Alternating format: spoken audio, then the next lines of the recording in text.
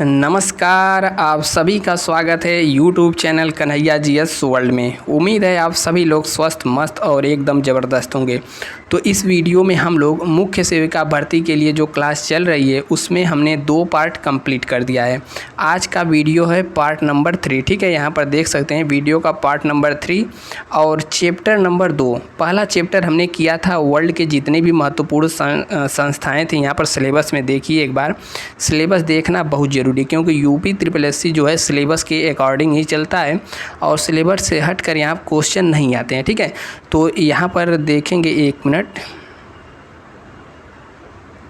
यहाँ पर हम लोग देखेंगे जो 19वां नंबर आप लोगों को दिख रहा है, ये वाला हमने पढ़ा करके पूरी तरीके से ख़त्म कर दिया है। जैसे स्वास्थ्य एजेंसियां हैं, जैसे WHO, यूनिसेफ, UNDP, ठीक है, रेड क्रॉस। और आज का हमारा जो टॉपिक है इससे ऊपर, यानी कि 17वें नंबर का टॉपिक है। इसमें हम लोग जो विभिन्न प्रकार की बीमारियां, रोग होते हैं, बुखार, डिप्थीरिया, काली खांसी, टिटनस, पोलियो, खसरा, ठीक है, खुजली, ये सब चीज़ के बारे में इस वीडियो में हम लोग जानेंगे, ठीक है। तो देखिए यहाँ पर 2 पार्ट, यहाँ पर पार्ट नंबर 1 और पार्ट नंबर 2 पार्ट में हमने एक चैप्टर को पूरी तरीके से समाप्त कर किया है।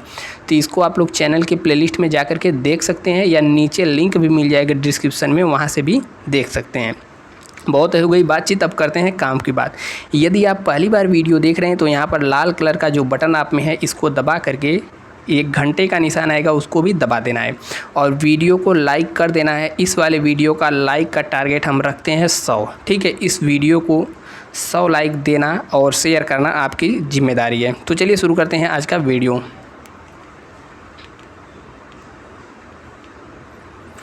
देखिए आज का जो हमारा टॉपिक है बुखार, सिलेबस में पहला दिया है बुखार, यानी कि फीवर भी इंग्लिश में हम लोग इसे कहते हैं।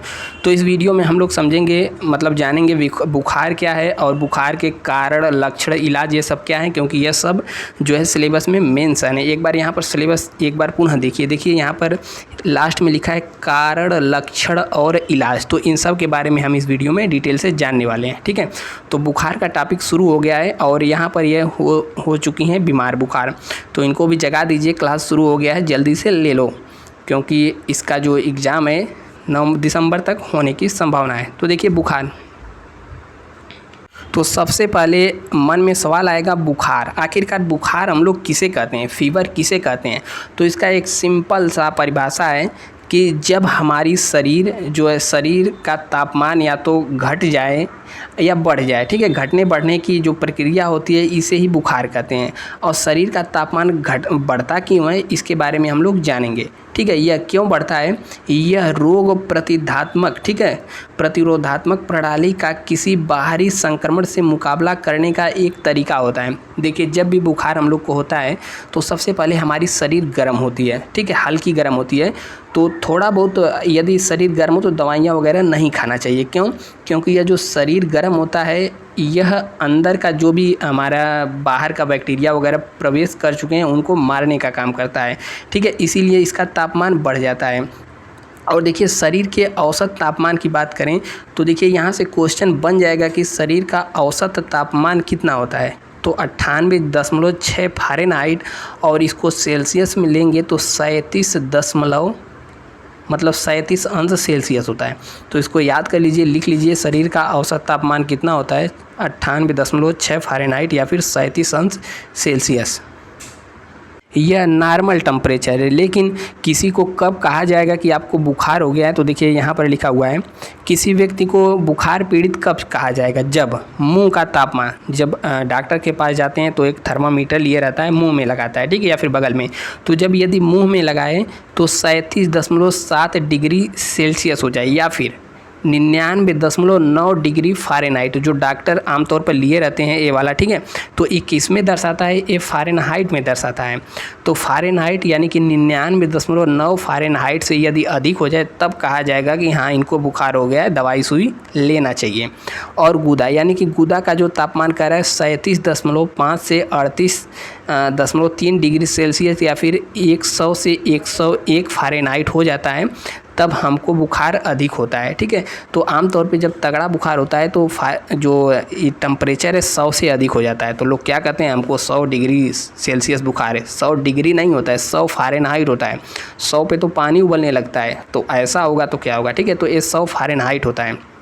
या फिर हाथ के नीचे या कान के अंदर का तापमान 99 फ़ारेनहाइट से अधिक हो, तब कहा जाएगा कि इसको बुखार है। तो बुखार का मतलब समझ में आ गया होगा। अब देखिए हम लोग समझते हैं बुखार क्यों होता है।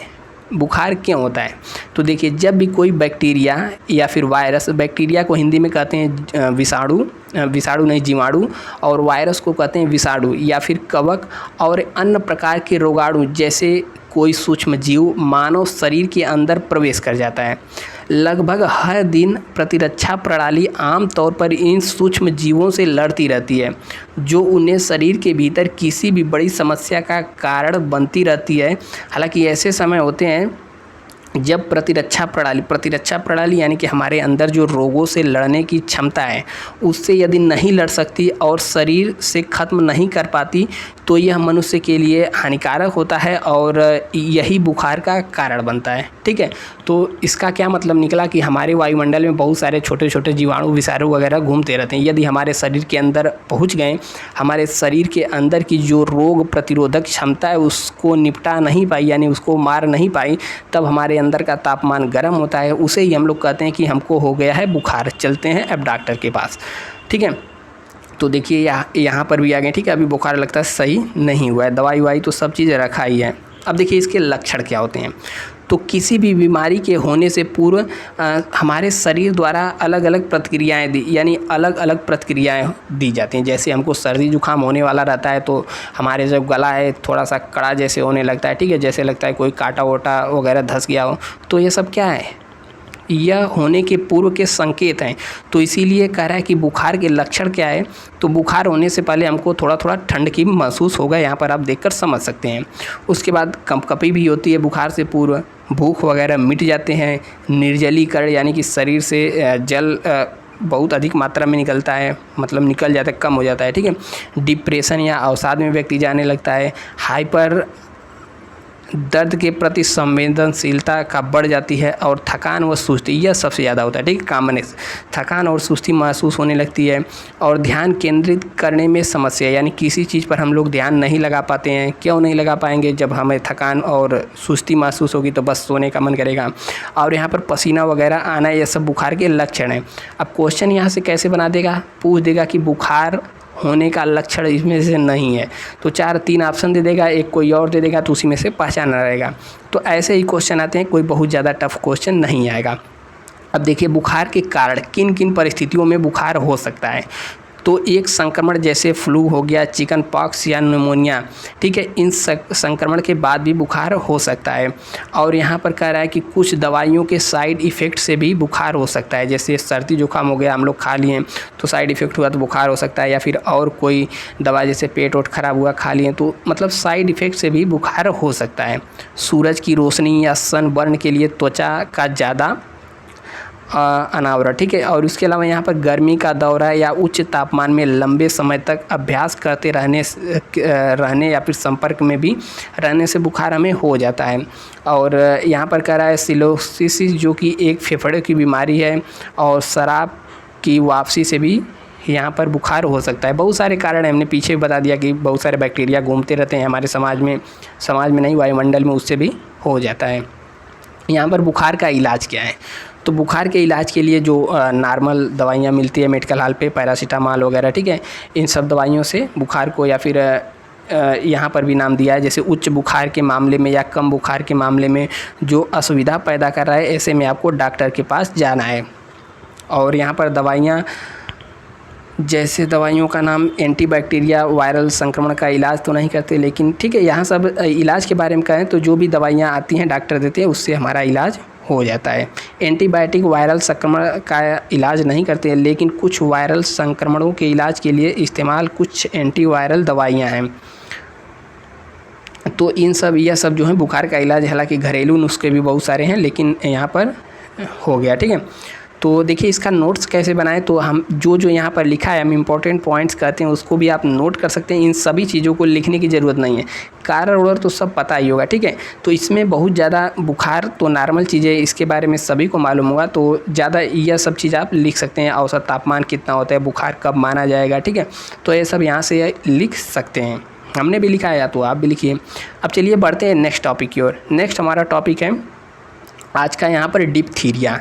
तो डिप्थीरिया देखिए किसे कहते हैं और डिप्थीरिया क्या है, तो सबसे पहले जान लीजिए डिप्थीरिया एक प्रकार का बैक्टीरिया है। बैक्टीरिया यानी कि जीवाणु।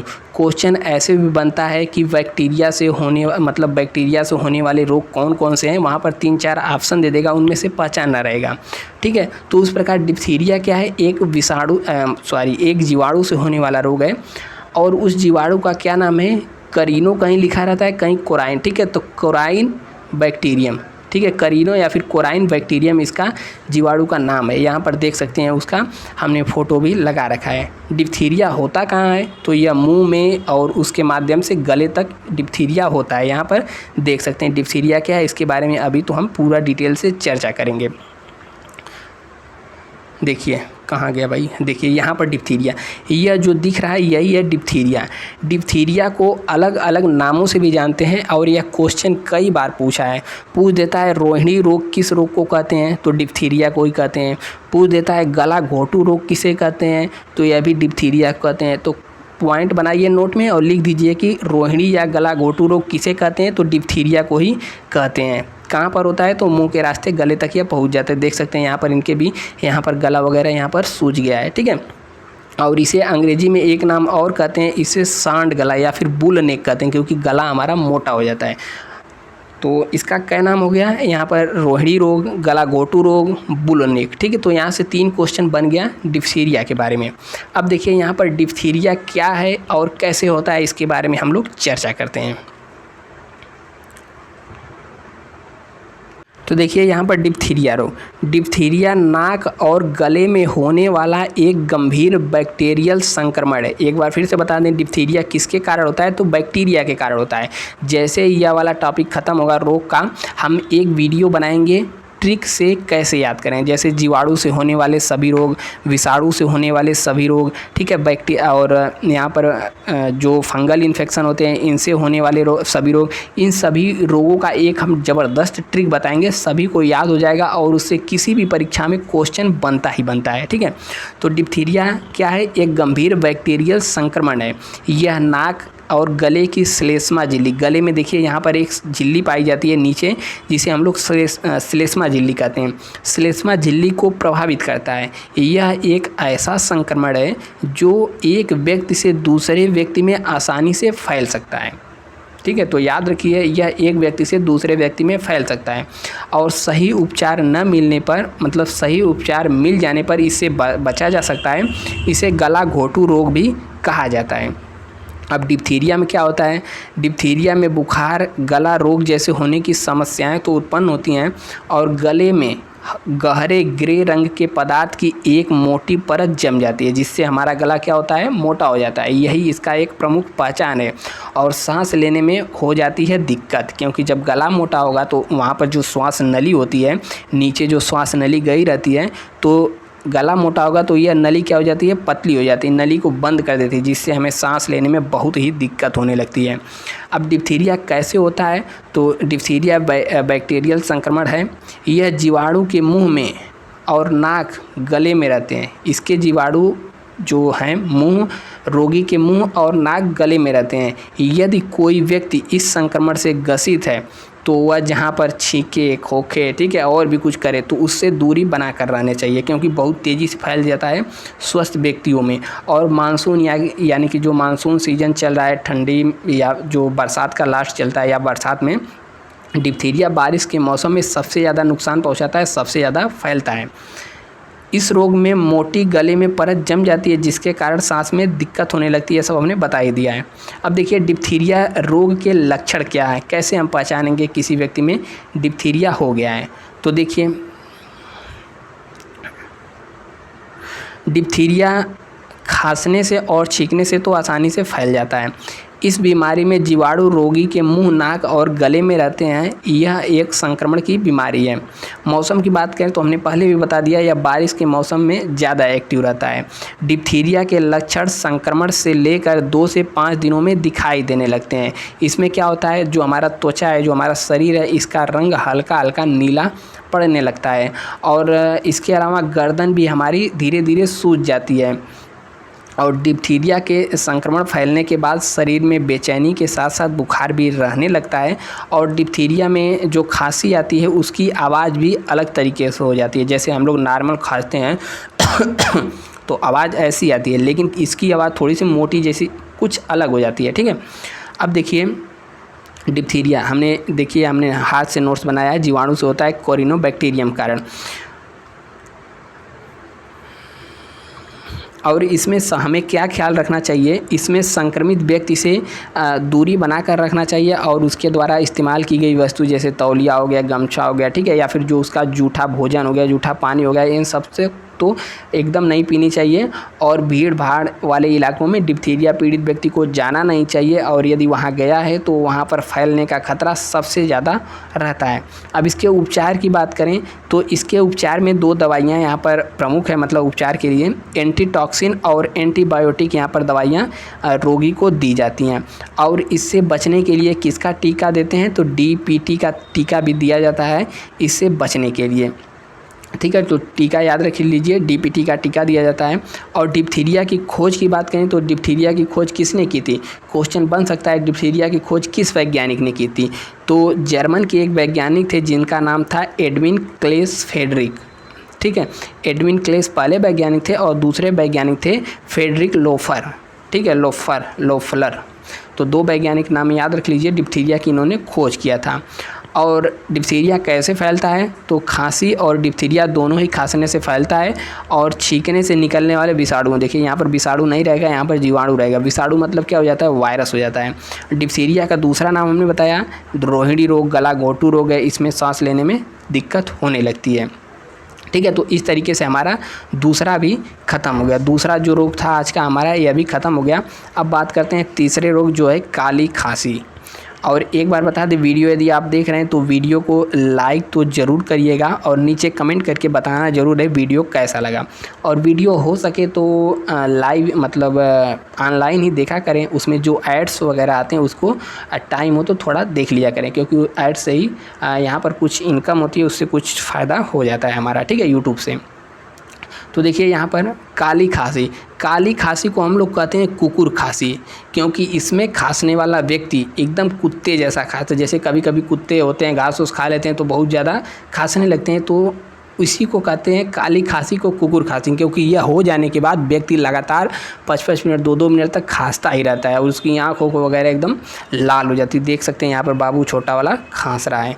और यह भी एक जीवाणु से रोग फैलता है। जीवाणु यानी बैक्टीरिया के कारण होने वाला रोग कौन सा है, काली खांसी। एक बार फिर से बता दें, जैसे यह टॉपिक समाप्त होगा, जितने भी रोग दिए हम एक ट्रिक बनाएंगे कि जीवाणु से होने वाले रोग, विषाणु से होने वाले रोग को कैसे याद करें, और उससे भी क्वेश्चन बनता है और हम याद करवा देंगे। और देखिए इसका दूसरा नाम क्या है, दूसरा नाम नहीं, इसका वैज्ञानिक नाम यानी कि इसका क्या नाम है, काली खांसी का नाम क्या है, बोर्डोटेला पर्टुसिस। ठीक है, बोर्डोटेला पर्टुसिस, इसी जीवाणु के कारण यह होता है। तो याद रख लीजिए काली खांसी किस जीवाणु के कारण होता है, तो यहाँ पर भी हमने लिख दिया है जीवाणु जो कि बोर्डोला पर्टुसिस के नाम से जाना जाता है। इस जीवाणु को देख सकते हैं यहाँ पर भी यह महोदया खांस रही है, लेकिन यह दिखावटी खांसी लग रही है। ठीक है, और इसके बारे में हम आगे देखते हैं। देखिए यहाँ पर कह रहा है कि काली खांसी के क्या कारण है, आखिरकार काली खांसी क्यों आती है। तो यहाँ पर काली खांसी बोर्डेला पर्टुसिस जीवाणु के कारण होता है, यह तो हमने पहले भी बता दिया। और यह जीवाणु व्यक्ति यानी कि जिस व्यक्ति को हुआ है उसके खांसने छींकने से हवा में फैल जाता है, और जो खांसने या छींकने पे जो वायु की हवा मतलब पानी की छोटी छोटी बूंदें रहती हैं, वह उस संपर्क में कोई व्यक्ति आता है तो वह भी संक्रमित हो जाता है। और यह जो संक्रमण है फेफड़ों में जाकर बैठ जाता है और व्यक्ति में संक्रमण फैलने लगता है। ठीक है, यहाँ पर हम फिगर भी लाए थे। ठीक है। तो यह गले के मतलब खांसी जो है बचपन में टीका लगने के बाद इसका असर ख़त्म हो जाता है, इसलिए संक्रमण मतलब यदि ख़त्म नहीं हुआ, टीका नहीं लगवाएं तो इसका खतरा बढ़ जाता है। और 12 वर्ष की उम्र तक यदि टीका न लगवाएं हैं तो संक्रमण का खतरा अधिक हो जाता है और जो स्थिति है इसकी बहुत ज़्यादा दुर्लभ हो सकती है और इससे मृत्यु भी हो सकती है। इतना खतरनाक है काली खांसी। काली खांसी के लक्षण क्या हैं, ठीक है, सिम्टम इसके क्या हैं? तो देखिए, काली खांसी के लक्षण जो है तुरंत नज़र नहीं आते। इसके लक्षण को नज़र आने में कम से कम 7 से 10 दिन यानी 1 हफ्ता से ज़्यादा लग सकता है। और इसके जो लक्षण है मामूली जुकाम की तरह दिखते हैं। इसके अलावा और भी लक्षण हैं जैसे बुखार का आना, बलगम यानी खेखार का आना, ठीक है, आंखें लाल हो जाना, नाक की नली बंद हो जाना, कुछ लोगों को श्वास लेने पर वूप की जैसे एक आवाज़ सी आती है। कुछ बच्चों में खांसी नहीं आती बल्कि श्वास लेने में ही परेशानी होती है छोटे बच्चों में। यदि ऐसे लक्षण हैं तो तुरंत चिकित्सक के पास जाएं। और शरीर का अंग नीला पड़ने लगता है, सांस न ले पाना, उल्टी आना, यह सब इसके लक्षण हैं जो कि सभी को मालूम ही होंगे। अब देखिए यहाँ पर है काली खांसी के उपचार क्या हैं, ठीक है। काली खांसी देखिए यदि छोटे बच्चों को आए और बहुत ज़्यादा परेशान करे तो इनको अस्पताल में भर्ती करवाया जाता है, क्योंकि छोटे बच्चों में यह समस्या बहुत ही गंभीर होती है, जोखिम होती है, उनकी जान भी ले सकती है। और यदि छोटा बच्चा है, कोई तरल पदार्थ नहीं खा पा रहा है तो चिकित्सक क्या करते हैं, उसके मतलब नसों के माध्यम से उसके अंदर तरल पदार्थों को भेजते हैं। और वयस्कों की बात करें तो वयस्कों का उपचार घर भी हो सकता है। चिकित्सक कुछ एंटीबायोटिक दवाएं के जरिए काली खांसी के जीवाणु को समाप्त कर देते हैं, यानी कि समाप्त किया जाता है।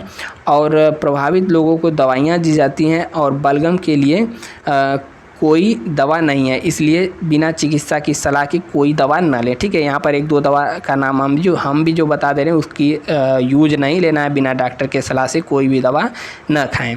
इसके अलावा जो इसके उपचार हैं, देखभाल हैं, ऐसे कमरों में आराम करें जहाँ पर शांति हो, ठीक है। ये सब सिलेबस में दिया हुआ है, या थियरी का टॉपिक है, बोरिंग सा लग सकता है लेकिन ठीक है।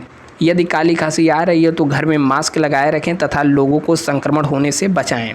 घर में साफ़ सफाई रखें, तंबाकू व आग या धुआं न होने दें, क्योंकि यह सब दूषित हवाएं और खांसी दिलाने में मदद करते हैं, यानी खांसी आने का कारण बनते हैं। और खांसने के बाद इसमें तुरंत उल्टी की समस्या हो सकती है, इसलिए हल्का भोजन जैसे खिचड़ी वगैरह खाएं। और अधिक मात्रा में तरल पदार्थों जैसे फल का जूस हो गया, ठीक है, पानी हो गया, इस प्रकार के चीज़ों का उपयोग करें। काली खांसी से कैसे बचें, तो देखिए काली खांसी से बचने का रास्ता है डॉक्टर के पास जाएं, सलाह लें। यहाँ पर कफ सिरप भी दिखाई जा रहा है, कफ सिरप भी खांसी के लिए दिखाया जा रहा है। टीकाकरण इसका सबसे बेहतर इलाज है, ठीक है। और इसका टीकाकरण भी 3 चरणों में होता है, तो उसके बारे में भी हम बात करेंगे। लेकिन देखिए इन टीकों में 5 टीके लगाए जाते हैं, लेकिन बच्चों की उम्र में जैसे 2, 4 या 6 महीने या फिर 15 से 18 महीने, 4 से 6 साल उम्र वाले बच्चों को लगाया जाता है। हालांकि इन टीकों का दुष्परिणाम भी होता है, जिनमें बच्चों को अक्सर बुखार, थकान, सिर दर्द, चिड़चिड़ाहट भी होने लगती है, लेकिन यह थोड़े समय के लिए रहती है, 1-2 दिन तक फिर गायब हो जाती है। और 11 की उम्र होने के बाद टीके का असर समाप्त हो जाता है, इसलिए काली खांसी या फिर डिप्थीरिया व टिटनस से बचने के लिए बूस्टर इंजेक्शन भी लगवाए जाते हैं। वयस्क लोगों को 10 साल में एक बार टिटनस का टीका लगवा लेना चाहिए ताकि काली खांसी ना हो, ठीक है। टिटनस का टीका किस में फ़ायदा करता है, काली खांसी में भी फ़ायदा करता है। इसके अलावा गर्भवती महिलाओं को 37 से 36 हफ्तों में पर्टोसिस का टीका लगवा लेना चाहिए। टीका लगने के बाद बच्चों को खांसी के प्रभाव से बचा सकते हैं। अब देखिए इस संक्रमण का अभाव मतलब संक्रमण का जो शुरुआत है 1 हफ्ते के बाद इसका लक्षण देखा जा सकता है। और इसके 3 चरण हैं, 3 चरणों में विभाजित किया गया है जो इसके लक्षण है। पहले चरण में क्या होता है, छींक आती है, आँखों में पानी आता है, नाक का बहना होता है, भूख कम हो जाती है, ठीक है। और इसमें रात के समय खांसना ज़्यादा शामिल है। इसके बाद दूसरा चरण शुरू होता है, इसमें लगातार खांसता रहता है व्यक्ति, इसमें भौंकने जैसी आवाज़ आती है। जैसे मैंने बताया ना, इस काली खांसी को कुकुर खांसी भी कहते हैं, क्योंकि इसमें जब व्यक्ति इतना ज़्यादा खांसता है तो उसकी आवाज़ कुत्ते जैसी यानी कि भौंकने जैसे आती है। इसमें बीमार व्यक्ति को सांस लेने में बहुत ज़्यादा तकलीफ़ होती है। और तीसरे चरण में होता है इसके अंतर्गत सुधार की प्रक्रिया आती है। जबकि खांसी, एक मिनट, जबकि खांसना न तो लगातार होता है और न ही गंभीर। यह स्तर 4 सप्ताह में प्रायः शुरू हो जाता है। यह कुकुर खांसी कम आयु के रोगियों को होती है जिनकी खांसी लगभग 2 सप्ताह तक चलती है। ठीक है, यह जो बीमारी है अक्सर छोटे बच्चों में, लगभग जो 14 साल तक के रहते हैं उनमें ज़्यादा देखने को मिलती है। और इसका रोकथाम के लिए यहाँ पर क्वेश्चन बन सकता है, इसके रोकथाम के लिए किसका टीका लगाया जाता है? DPT। DPT का संयुक्त रूप से लगता है जिसका नाम होता है डिप्थीरिया, टिटनेस और यहाँ पर कुकुर खांसी यानी कि परट्यूटिस।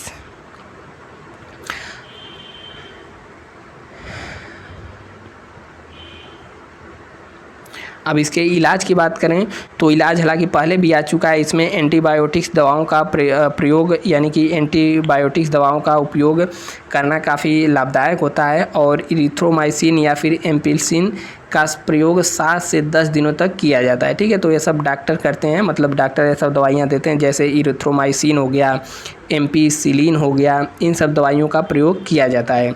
लेकिन आजकल जो है क्लोरोफेनिकॉल का व्यवहार अधिक किया जाता है क्योंकि यह दवा जो है अन्य दवाओं की अपेक्षा बहुत सस्ती है और घबराहट दूर करने के लिए भी इन सब गोलियों को दिया जाता है। ठीक है, और कफ सिरप का उपयोग भी किया जाता है। तो इस प्रकार जो हमने आज 3 चीज़ों के बारे में जाना, कौन कौन सी चीज़ थी?